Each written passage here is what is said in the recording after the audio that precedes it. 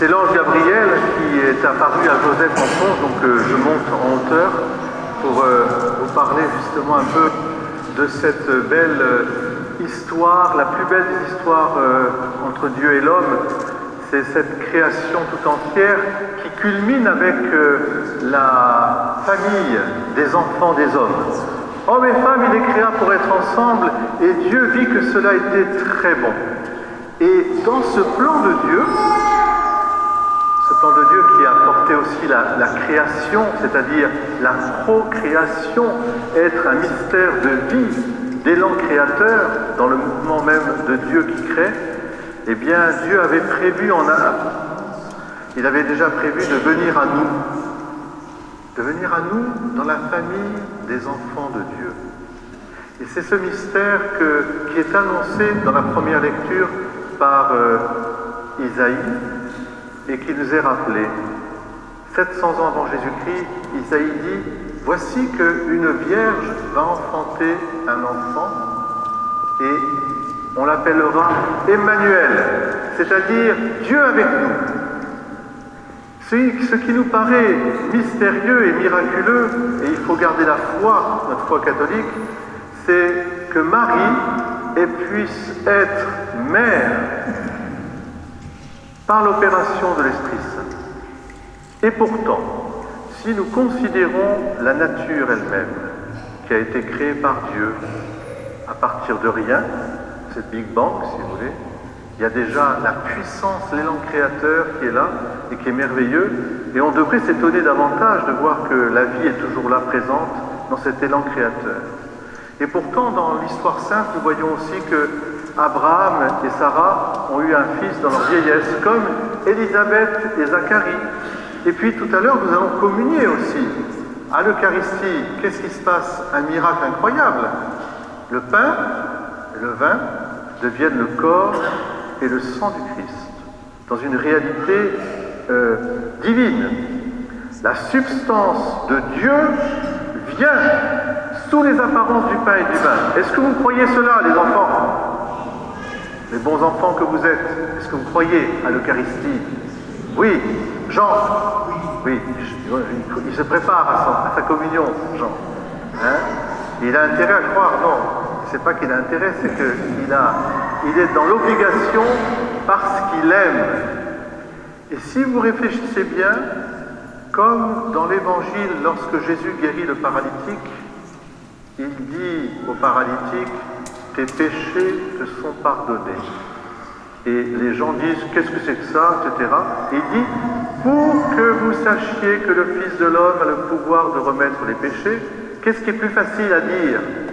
Prends ton grabat, lève-toi, ou pardonne tes péchés. » Et il dit au paralytique, « Lève-toi, prends ton grabat et va chez toi. » Pour montrer qu'à Dieu, aux Français, rien d'impossible ce soir aussi. Donc, à Dieu, rien d'impossible. C'est pour ça que je vous ai dit qu'il ne faut pas chanter une chose que je dis déjà. Ne chantez pas, venez divin Messie. Aujourd'hui, vous n'avez pas le droit de le dire. Vous le direz la semaine prochaine, dans les jours. Voilà. À Dieu, rien d'impossible. C'est pour ça que dans le mystère de la famille, de la Sainte Famille qui nous est proposée, qu'est-ce que nous voyons? Eh bien, nous voyons l'histoire merveilleuse de l'humanité. Voilà la petite Marie, petite fille de Palestine, qui a rencontré son Joseph, et son Joseph qui est un charpentier et qui regarde sa Marie avec tendresse et amour. Et ils se sont accordés en mariage.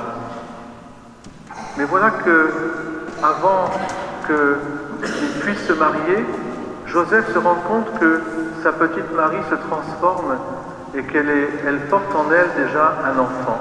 Il ne sait pas comment est-ce possible, et Marie ne lui dit rien, mais Joseph, ce qu'on sait, c'est que Joseph, il est juste. C'est-à-dire qu'il n'a jamais douté de l'innocence de Marie. Il n'a jamais douté. Et voilà pourquoi il dit, parce que je suis juste, je vais dire à Marie, je veux rester fidèle à la loi, mais je dirai à Marie, va en secret, rentre chez toi. je ne sais pas ce qui se passe. C'est douloureux pour lui, mais c'est un homme qui sait se mettre, je dirais, à l'écoute des signes. Et il s'endort douloureusement. Et dans ce sommeil douloureux, on peut imaginer, tout à coup, il y a l'ange qui apparaît, l'ange Gabriel.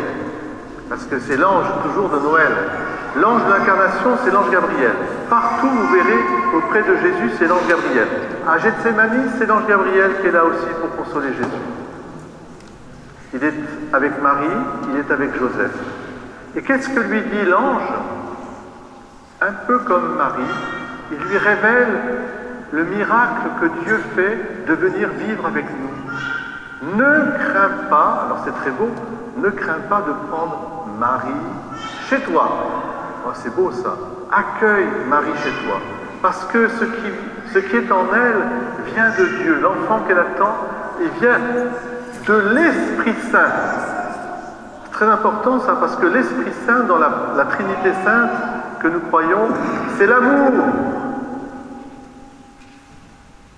Joseph, qu'est-ce qui t'a obligé à prendre Marie chez toi? L'amour. Vous comprenez? Qu'est-ce qui nous oblige à vivre ensemble les uns les autres? C'est l'amour. C'est une obligation d'amour. C'est pas une obligation de rien d'autre. Sinon on serait déjà partis, on aurait fui les uns les autres. C'est l'amour. Parce que l'amour, par définition, donne vie. C'est l'amour qui donne vie. Et Joseph, il est l'obéissant de la foi. C'est la lecture de saint Paul. Soyez sous l'obéissance de la foi. Qu'est-ce que c'est que l'obéissance? Obedire en latin, in lingua latina, si? Pour les Italiens aussi, vous comprenez un peu plus le latin que nous, les Italiens. Eh bien, obédire, sous, audire, se mettre sous l'oreille. Vous voyez, c'est quelque chose de très beau, parce que vous savez que l'oreille, c'est comme un petit bébé, un petit fœtus qui est là, l'oreille. Dans notre oreille, il y a tout l'être humain qui est là. Chaque oreille, comme chaque œil, etc., est un résumé de l'être humain. Mais alors l'oreille en particulier, vous voyez la tête, etc., et puis le petit bébé qui est comme ça. Se mettre sous l'oreille, ça veut dire j'écoute.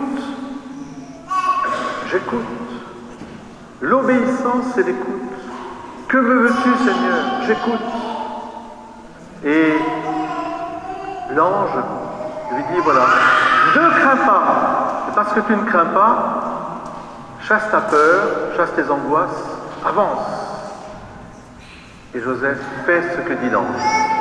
Joseph accueille Marie. Et en accueillant Marie, comme dit le dicton, qui a la mère, à l'enfant. N'est-ce pas Fabien et Jade, qui a la mère à l'enfant? Alors, voilà. On va, vous voyez, ce miracle, il faut garder la foi catholique. Parfois, on nous dit, oh, ben, vous croyez que la Vierge Marie était vierge avant, pendant, après? Ben oui, je le crois, parce qu'à Dieu, rien n'est impossible. Parce que tous les jours, il y a des miracles. Tous les jours. Parce que là, ce que nous allons vivre avec Alessio, c'est un miracle aussi. Vous croyez que la vie que Dieu va venir habiter dans ce cœur en donnant sa propre vie? Il va faire participer Alessio à sa vie? Vous croyez? Est-ce que vous croyez? Eh bien alors, si vous croyez, voyez, vous avez cette foi, l'obéissance de la foi, à Dieu rien d'impossible. Alors nous allons, dans le prolongement de Joseph, nous aussi, prendre la mère et l'enfant, et maintenant baptiser Alessio. Voilà. Parce que à Dieu, rien d'impossible. Au nom du Père et du Fils et du Saint-Esprit. Amen.